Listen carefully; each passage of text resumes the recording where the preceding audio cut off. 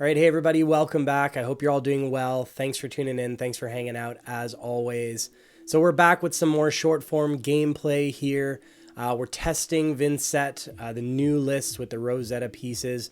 Feeling quite strong. So we're going to take a look at another game together today. This is a new matchup, and I really like this matchup. It's quite interesting, and this one is really interesting. So there's some interesting decision points along the way that we'll talk through. And so again, this is the Redline list that I've been developing. If you're curious about the list, the deck tech, there's a full video that goes through the list, some decisions, some early thoughts. I'm just going to pause here for a second. The only difference you'll notice is I'm testing Haunting Rendition here. This did not make the original list. But I decided it felt like there was a few too many RuneGate cards. There is a sweet spot there. They're fine to block with, but I felt like there were a few too many. So I decided to cut Phantom Banshee, the 3 for 7. Even though it pairs really nicely with Deadwood Dirge, like a 2-card 10, I decided to cut it in favor of this Haunting Rendition. It's just a test for now. And in this matchup, I decided I want as many shenanigans as possible, like D-reacts and ways to respond to those attack reactions that New is going to present. So we decided to side those Haunting Renditions as well.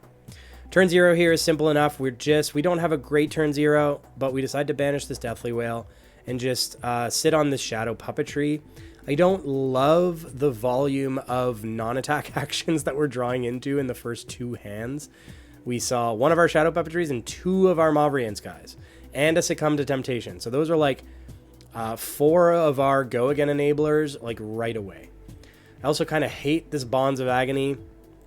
I don't want them to be able to look at our hand and grab these Succumbs. It's too powerful of a piece. I don't want them to take our Mauvrion Skies away from us.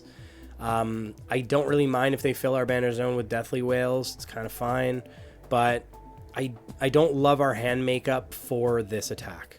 So I'm thinking long and hard about what to do here. I decide to throw the Succumb to Temptation in front of it because I don't want them to look at our hand and take this from us. So if I block with it, they can't take it from us. I will get banished, but it's only 1 copy, and we have lots of different Go Again enablers we have access to right now. I'm still humming and hawing. Like, honestly, Bonds is often at minimum 5 if they're doing like a wave shenanigans. But the ceiling on this card's so high, it can be for like 12 or something.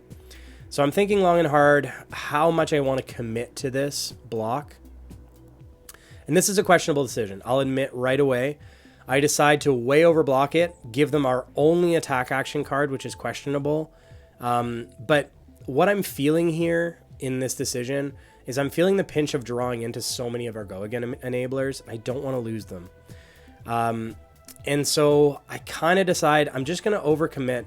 I'm going to try and stifle their turn with Face Purgatory. It's going to draw us a card, and I'm hoping in this moment that it's an attack action card.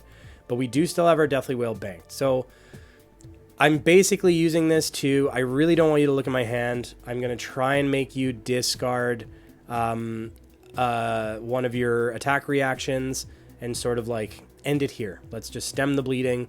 But depending on the makeup of their hand, I may have just overcommitted for no reason. So it's a decision that I made. Was it the right decision? Hard to say without looking at their hand.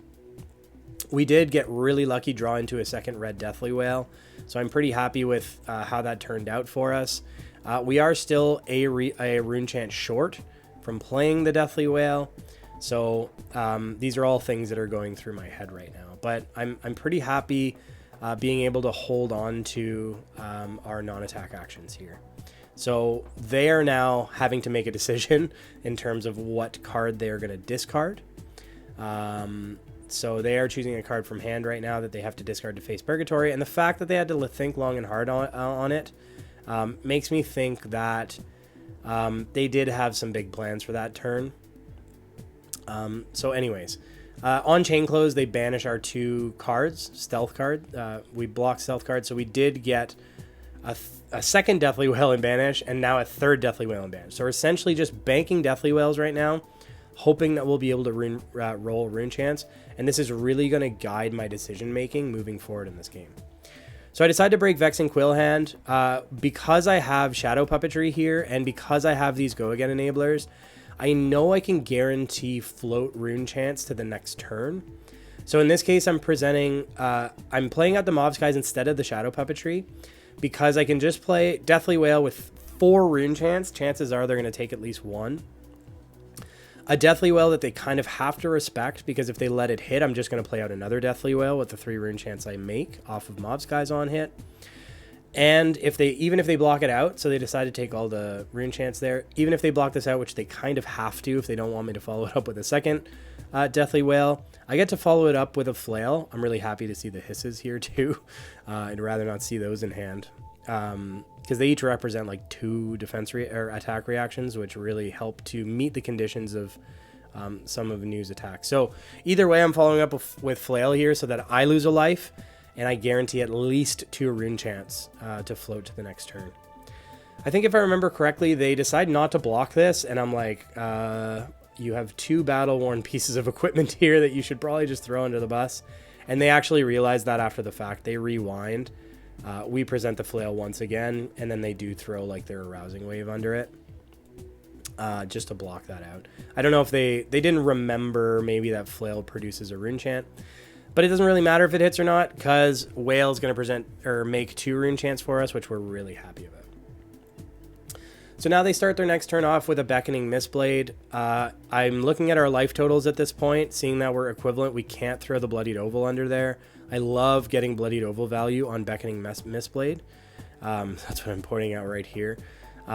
So this will hit, and it's sort of fine. They only have 1 card in hand, 1 in arsenal, so I'm not that worried about them doing something insane here. And then they got the timing of this wrong, so I think they're going to rewind here in a sec. Yeah, because they want to get more blues on play. So in response to the Levels of Enlightenment, they're going to play Pass Over. Banish another Deathly Wail. So they're giving us our Deathly Wails back. I don't know about that decision. I think they're trying to like overwhelm our blood debt. But I'm like more than happy because of all the Go Again enablers we have access to right now in Arsenal and in our hand. I'm like, please give us more whales. They do play Mask, which is a bit awkward. I kind of want to keep my whole hand, but I identify Beseech as being like the least important piece in this hand. But Revel could have been a choice there too. So I decided to banish the Beseech and move on. We love our hand, so we're going to banish this Ruin. We have 4 things, but we're going to be able to play quite a few, especially with Revel. And there's a couple ways this turn can go, depending on the decisions that our opponent makes. So it kind of puts the onus on them to decide what they're going to do. So here we decide to do the Shadow Puppetry. The reason for that is that it's a Shadow non-attack, so we can just take a damage, guarantee 1 of the rune chants will go through, and guarantee we'll close the chain with 2 chants, which will allow us to follow it up with a Widespread Ruin.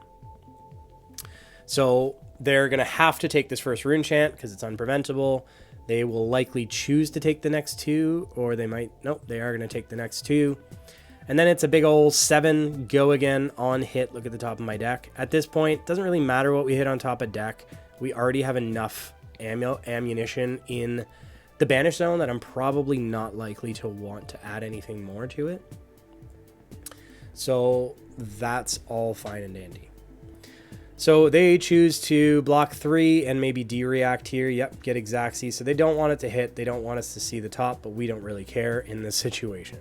We're just going to break the chain, play a Mob Skies, give them a Scary on hit while they have 2 cards left in hand, and then send out a 2 and 6. And now they have to decide, well, do I want to give them my hand, or do we want to let this hit, allow them to make 3 rune chants, and play out a Deathly Wail? Sounds good to me. The other thing they don't know is we could just play Revel and play out a Deathly Wail, but at this point, since I don't have my break in case of emergency Vexing Quillhand anymore, I'll pause here for a second. I'm valuing floating rune chants more than playing Revel and just presenting numbers. But they kind of made this decision for us by letting this hit. For some reason, I think that was definitely a mistake on their part. So they let it hit. Maybe they don't have good blocks, but I mean, they could throw equipment under the bus. I think it was a mistake either way. So they let it hit, they allow us to produce 3 rune chants. Not the best call, so we just snap, play out the whale. It'll allow us to send another 9 damage at their face and end on 2 rune chants. And we're just going to sit on this Revel and Runeblood for later, which we love. So now we also have access to creepers, which I'm pointing out here, which is something that might play a role later on. And it's something that I could have actually taken advantage of on that turn if I wanted an extra action point. But anyways, we were happy with how it rolled out either way.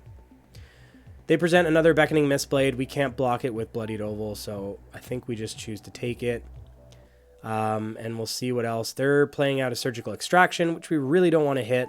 And so we're kind of looking at our hand to see what we're okay losing, what we want to banish on our next turn, and all that kind of good stuff.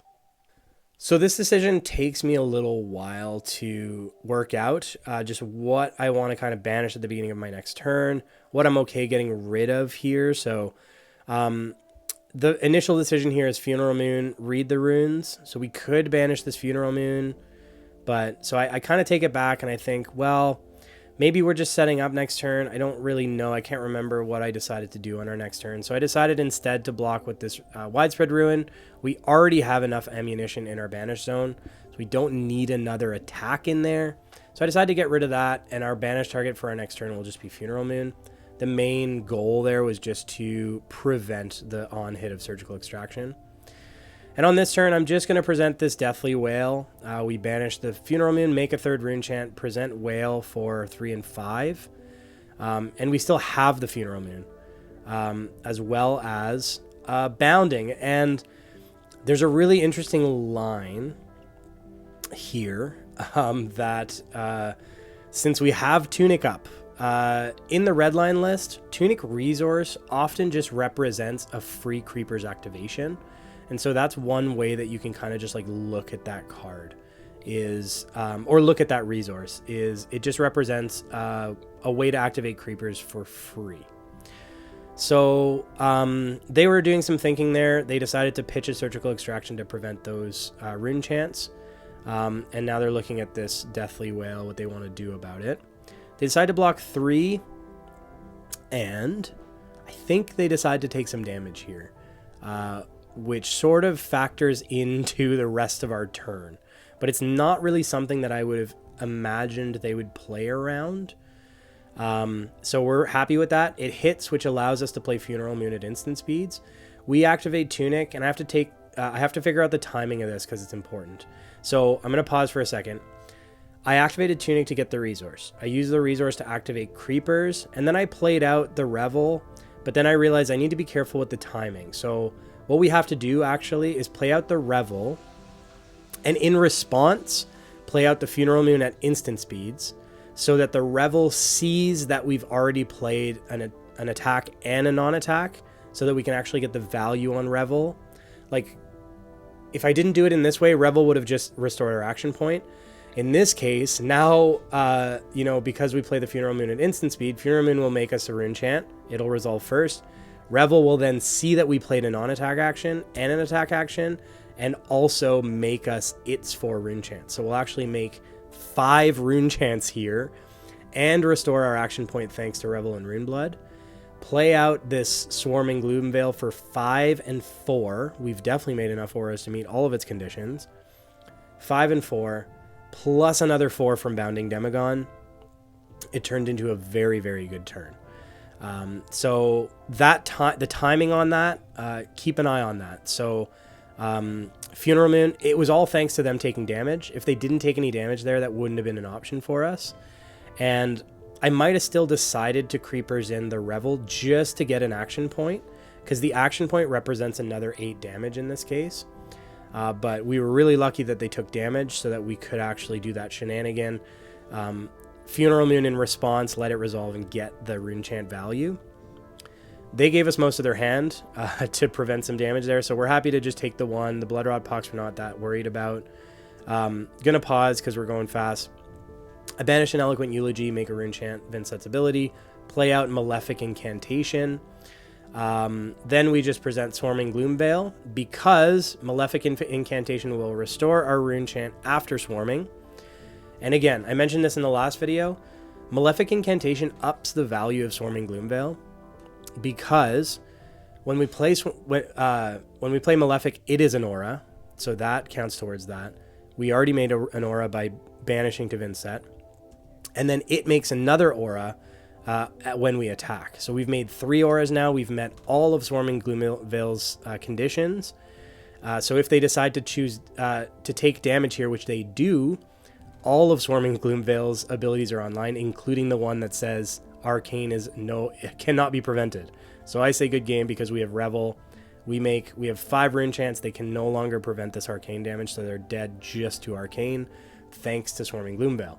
So again, Gloomveil was not that impactful. Just going to pause here. Swarming was not that impactful until cards like Malefic Incantation, which upped the value of Swarming because we meet its conditions more often now. And as you can see, that last condition on Swarming, which we basically didn't even look at before, the one that says you can't prevent Arcane until the end of turn, is actually quite relevant now. Again, thanks to some of these new consistency pieces in Rosetta. So anyways, I'm going to leave it at that. I hope you're enjoying the short form sort of gameplay content. It allows me to kind of like talk through some of my lines, maybe even identify some errors that I made. But another strong game for Redline. I think my win rate on Redline right now is over 70% on 20 some games. So not a crazy like sample size yet, but as we move forward, I'm going to be continuing to test Redline as well as the mid-range build. So if you like the short form content, please consider subscribing, like, comment, let me know what you think, and I'll be back, I'm sure, real soon with some more gameplay footage for you guys. So thanks very much for watching. We'll see you next time. Cheers.